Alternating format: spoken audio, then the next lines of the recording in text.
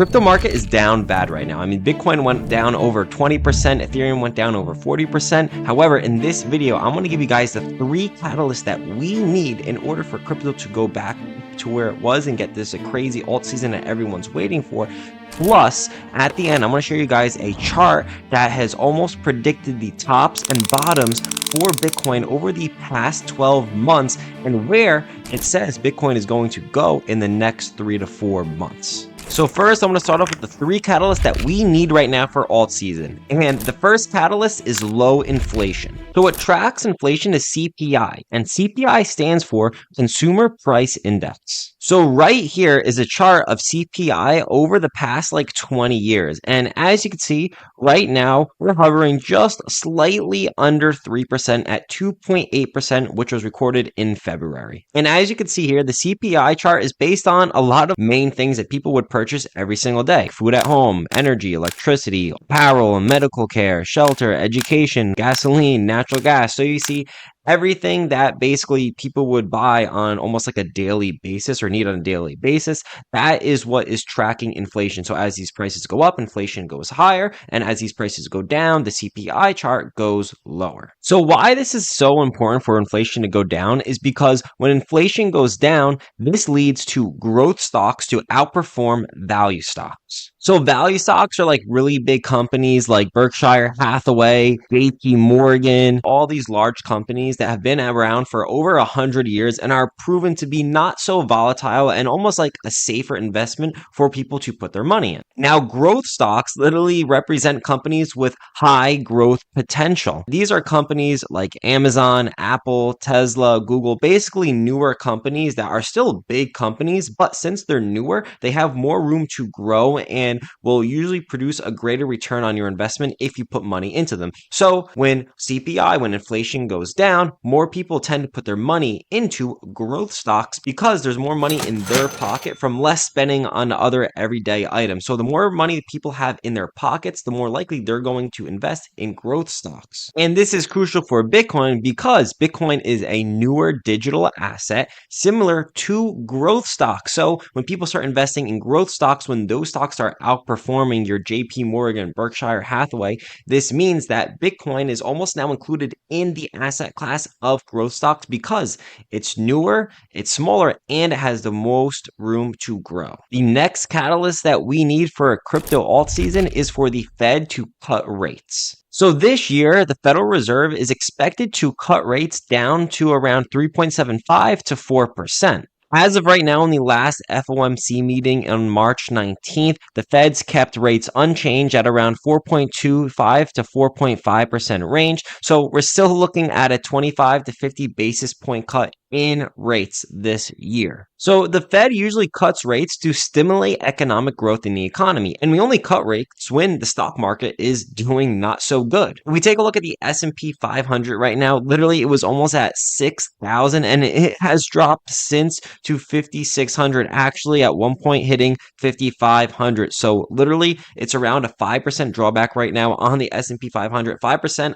on the S&P 500 is actually a really big amount. And it's not just the S&P 500, even stocks like Tesla is down literally 25% over the past month. Apple, another huge company, is literally down 11% in the past month. Nvidia is even down 10% in the last month as well. So as you can see, all the major companies right now are struggling. So when the stock market and all these major companies are struggling, this is when we like to cut rates. And why cutting rates is good, because investors and economists alike view lower rates as catalysts for growth. So for growth stocks, and this includes Bitcoin. When rates get cut, this looks like when all the stock market is going down, that is a good time to buy into the market. When all these big companies like BlackRock, Vanguard, and just investors buy in is when rates get cut. So when might this happen? The next FOMC meeting is on May 6th and 7th in about like a month and a half from now. So on this day, we'll wait for our boy Jerome Powell to see if he's actually going to start cutting rates sooner or later. The sooner it would be better, but if he doesn't cut them in May, we have another meeting, I think in like late June. So that would be another time to look to see if he's going to cut rates. But the way that all these stock market prices are going, hopefully we at least get a rate cut in May, or he'll at least hint at cutting rates very soon. And the third catalyst and most important one is that our government starts QE, or quantitative easing. So quantitative easing is basically a way for the central banks to stimulate economic activity. And basically, essentially what this means is that they're just going to start printing money, and the total money supply in the US is going to actually go crazy, meaning that there's going to be more money in people's pockets to spend. So essentially what is going to happen, the Federal Reserve is going to start buying treasuries and mortgage-backed securities from the banks. So when the Federal Reserve does this, they're basically injecting liquidity into the banks. And when the banks have more money, that means they're more likely to give out loans to the average person that needs a loan, because they have so much money to give out. And the bank loves to give out loans because that's how they actually make money off interest when they give it out. So what happens? People are going to start coming to the banks, and they're going to need loans for real estate, businesses, to put money into the stock market. And eventually, when there's so much money going around, people are not only going to put money into the stock market, but they're going to start putting money into digital assets. So when can we see QE and all this liquidity being injected into the banks to give out to everyone? Well, some catalysts we need for QE include the stock market's tanking, which we're currently seeing right now. We'd also need low inflation rates. So the CPI that I showed you guys before, the lower the consumer price index is, that is another catalyst to start QE. And then when the Fed cuts rates to try and stimulate the stock market and it doesn't work, we then, as a last resort, go to QE and start injecting liquidity into the markets. So those were three catalysts that we need in order to get this crypto all season. But now, as promised, I'm going to show you guys this chart that I made that a lot of people also have been talking about, and has literally predicted the tops and bottoms for Bitcoin over the past 12 months. And you could actually see where this chart could possibly go in the next 2 to 3 months as well. So what is this chart? So right here is the current Bitcoin chart. And as you can see right now, it's at about $84,000, and it hit a top of $110,000, but has since come back down. So now what I'm going to do is overlay the Bitcoin chart with the global M2 supply, which is the global liquidity chart in the world. So this black line that I just put up is the M2 global liquidity index, which basically shows the amount of currency flowing in the entire world. And right now it doesn't really look like much, but this is what you have to do. Right now this chart is on a weekly time frame, and what I'm going to do is set the global liquidity chart 10 weeks ahead to offset this chart, and you're going to see what happens when I do that. So when I move the M2 Global Liquidity Index about 10 weeks ahead, so around 70 days,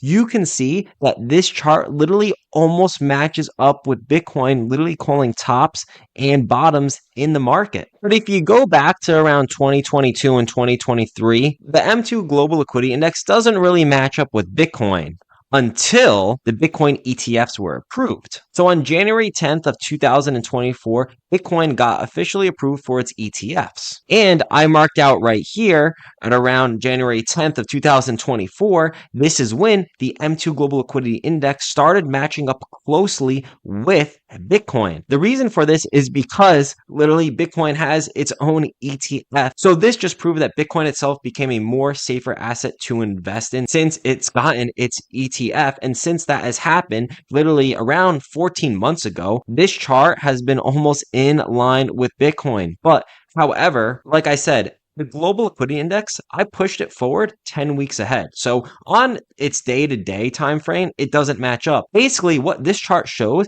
is that Bitcoin is lagging behind the global liquidity index around 2 to 3 months. And why is this happening? So the main reason for why Bitcoin is lagging behind the global liquidity index is because, like I said earlier, Bitcoin is basically considered a growth stock at this point. So when people get money, when this chart starts to go up and there's more liquidity in the average person's pockets, they usually put their money into real estate, business, value stocks in the stock markets, more safer assets, and then over a little lag period, eventually we'll start putting money into smaller, riskier assets such as Bitcoin. So obviously, guys, nothing is guaranteed, But over the past 14 months, looking at this chart setup, it does show how closely Bitcoin relates to the global liquidity index. And right now, we're literally bottomed out over the past 2 to 3 months, and Bitcoin has followed. And if you look at the past 2 to 3 months of the global liquidity index, other countries have been printing. The US actually hasn't been printing so much yet. I mean, if the US goes into quantitative easing, you could see this black chart literally skyrocket up. Anyway, looking at the next 2 to 3 months of Bitcoins, I mean, following this chart, we almost look bottom out in Bitcoin right now. So nothing's guaranteed, but if you want to place your bets accordingly, you could kind of see what might happen over the next 2 to 3 months. So we'll see how this chart actually plays out. I really wanted to make this video to show you guys where we are right now because crypto is down bad, but also stocks are down bad, and some catalyst that we need for stocks to go up. And once that happens, then we could see other assets such as crypto go up as well. So of course, none of this is financial advice. Make sure you guys do your own research into these catalysts that I've talked about. But remember, buy the rumors, sell the news. It's a saying that everyone goes by and it usually works. Do not wait for the actual news to come out because by then, that's usually when you get bad entries and people sell it. So you're going to be buying when people are selling. And also down in the link in this description, I do have a free Discord that you guys can go and join. I do give daily updates and market analysis on there as well. If you guys are looking for a paid group, I do have an affiliate link to Champs Only. I am in there. They are calling out meme coins daily. It's more of a day trading group, but they also have a lot of features in there. You do get 10x the value for joining it. So if you're looking for something more sophisticated, I do recommend Champs Only. Also, please make sure to check out my crypto Twitter, guys. Please go follow that. I do give out daily alpha on there as well. Make sure you guys get on crypto Twitter because that is crucial. But anyways, guys, thank you so much for watching. Please subscribe to the channel, like the video, and as always, I will see you in the next one.